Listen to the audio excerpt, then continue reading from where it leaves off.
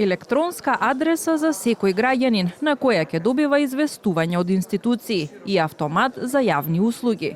Ова се дел од новите дигитални решенија кои ресорното министерство наскоро ќе ги воведува. Електронска адреса на секој граѓанин на порталот и на кој што ќе може да добива информации, нотификации, директно документи, подсетувања од страна на институциите.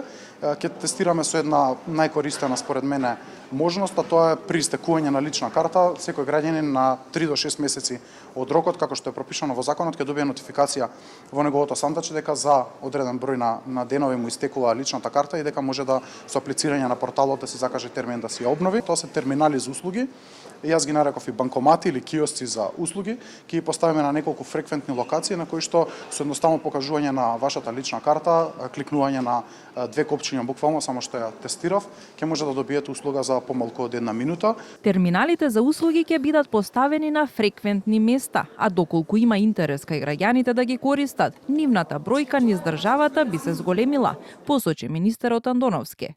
Овие дигитални алатки се дел од решенијата кои треба да и помогнат на јавната администрација да биде поефикасна и отчетна, но најпрвен мора да се научиме да ги користиме, порача директорката на регионалната школа за јавна администрација. Проведувањето на оваа стратегија исто така ќе изискува големи промени во начинот на работење, во административната култура и во односот помеѓу јавната администрација и граѓаните и бизнисите. Ниту една технологија не може да создаде вистинска вредност доколку и граѓаните и јавните службеници го немаат знаењето, вештините, но и само довербата и довербата да ја користат таа технологија. Според последниот извештај на Светската банка за дигиталната созреаност на јавниот сектор, Македонија оваа година има раст од 22 позиции и влезе во првата група држави со напредна дигитална трансформација.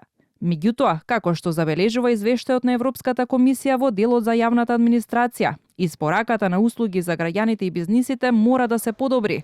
Веќе постојните алатки за е-идентификација и е-подпис се уште не се лесни за користење, а европските стандарди за интероперабилност на јавниот сектор не се достигнати.